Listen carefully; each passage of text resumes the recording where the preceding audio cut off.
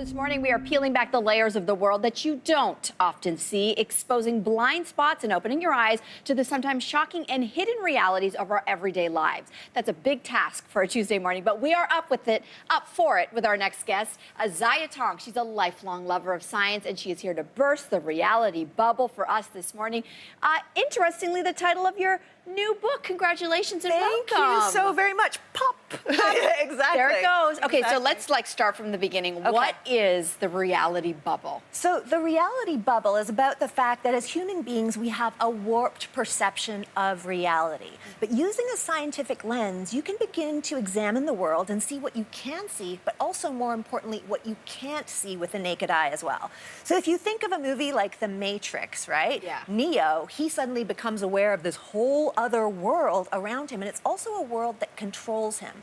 And I'm saying the exact same thing exists, except you can learn to see it with science. There is a system. It is very real. It's just invisible to most of us. Aha. Okay, so one of the areas you start with is when it deals with blind spots, is you say scale. Right. Scale is a hard thing for people to grasp, either the very little or the very large. And you've got a great analogy in the book using cupcakes to illustrate this. So take us through that. So exactly, it's called scale blindness. So if I said to you right now, Melissa, try to imagine three cupcakes, close your eyes and picture 3 cupcakes, you could probably do it. If I said 5, you could still do it. 100, maybe, but then it starts getting a little bit fuzzy. But then what if I say, picture 1,000,000 cupcakes, or 10 billion, or, you know, all those numbers as they get larger are impossible to fathom. And this becomes really important in this world that we live in, where we're constantly bombarded with big numbers in the news. For example, the fact that we lose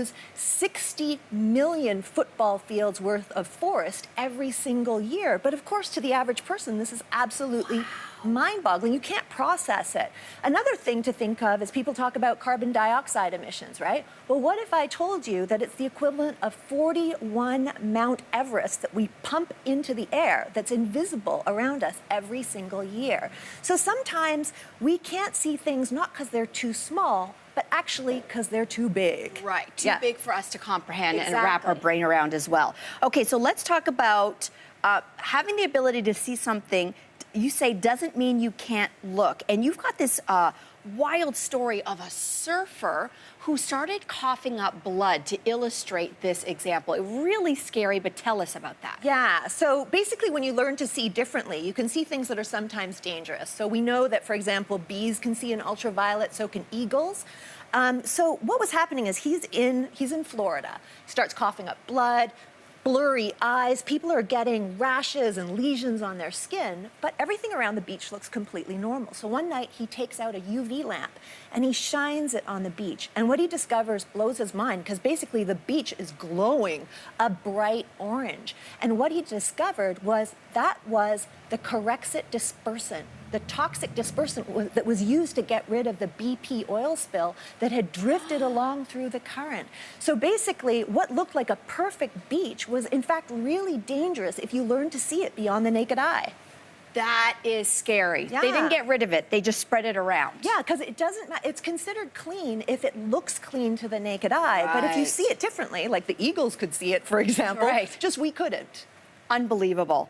You also tackle artificial intelligence in this, and you go to China in your book for this discussion. So take us through how you handle artificial AI. Yeah, so in China, they have this vast, sprawling network of surveillance with artificial intelligence powered eyes, right? So the BBC actually did a fascinating experiment where they sent a reporter named John Sudworth, kind of like Where's Waldo. They just set him free on the streets of the city.